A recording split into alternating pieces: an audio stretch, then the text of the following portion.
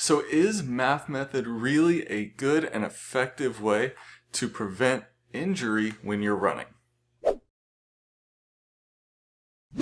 How's it going, runners? My name is Justin Thompson. I'm your average running PT, and I help the average runner achieve their own personal elite status. If that's something you guys are into, then go ahead and hit that subscribe button and click the bell so you know when the next video comes out.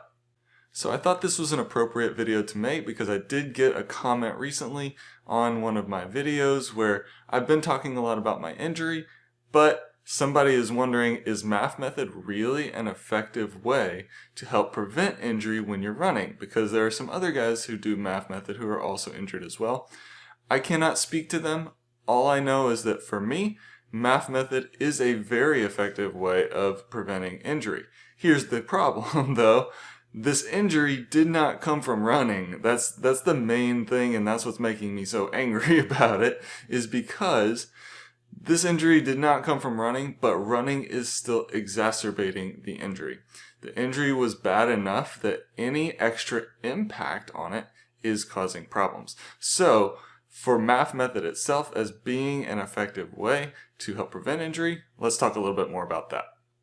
So let's remind ourselves, what are the actual goals of MAF? Number one, it's to increase your aerobic capacity. Number two, it's to prevent injury. And for me, over a bunch of months and even a couple of years, about a year of doing MAF training, I had no injuries. I wasn't hurt. I was really feeling quite good the entire time that I've been doing MAF training.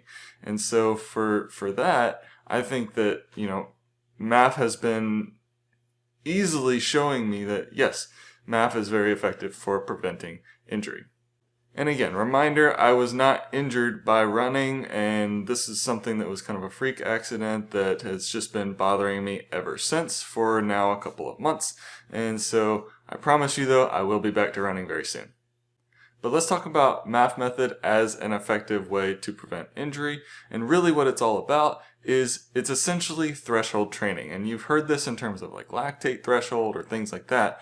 But for me, it's more about an injury threshold. So if you think about lactate threshold or an injury threshold, our bodies have a certain limit where if we push up to that limit, we will continue to improve. If we go past it, then our bodies will start to kind of falter or decline, right? So you want to push up to that limit so that you are getting, the desired training effect, but you don't want to go past, because then if you go past it, then that threshold will start to drop down even more. So for me right now, being injured, my threshold, which would normally be way up here for pain, is down here because there's an actual tissue injury in my meniscus. If y'all want to know more about that injury, I'm going to link a video to that in the description.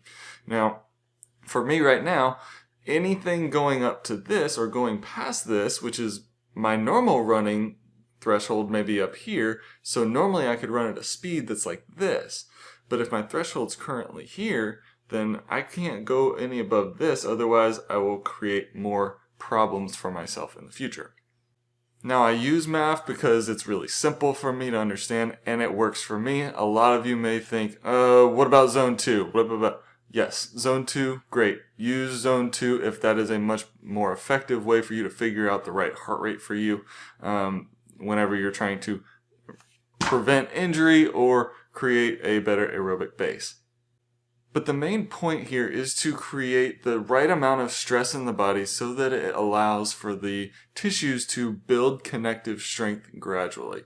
Sometimes when we try and push too hard, we go above that threshold a little more often than maybe we should, which is really, it shouldn't go above that threshold really hardly ever, because those repeated going above that threshold, that's what creates those soft tissue injuries. That's what creates the tendonitis. That's what creates the meniscus injuries. That's what creates the bone stress injuries as well. So going beyond those thresholds is really what ends up causing a lot of those injuries. So make sure that you are staying, kind of within your limits and trying to make sure that you're not overdoing things. Now, once you build up to a certain level and you've kind of built that connective tissue strength back up to a point where you could put in significantly harder efforts, that's when you start to add in your speed work. That's when you start to add in more of the tempo pace stuff. That's when you start to add in the harder efforts, the longer runs that are maybe a little bit faster. Okay, so a little bit of increased pace over a longer distance, right?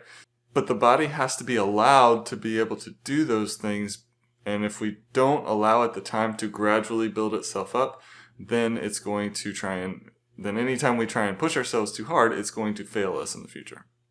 So conclusion, yes, I do think that MAF is a very effective way to help prevent injury, and it is a great way to come back from injury, but you just have to make sure that your tissue injury is completely healed before you start coming back. I'm still waiting on mine to completely heal, so hopefully I will be back very, very soon though. So that's all I've got for you guys. Head on out there, seek your elite. God bless, and I'll see you next time.